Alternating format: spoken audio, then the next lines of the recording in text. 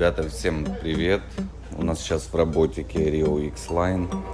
Мы на ней сделали капиталку коробки, машина поехала, все обкатали. Сейчас финальный осмотр данной машины будет, и будем менять фильтра все, салоны воздушные в моторе, чтобы эта машина уже дальше ездила и радовала клиента, и он больше не расстраивался. Так, машина хорошая, надежная, безумно, ни разу нигде его не подвела, ездит, рекомендую такие машины корейские, очень хорошие.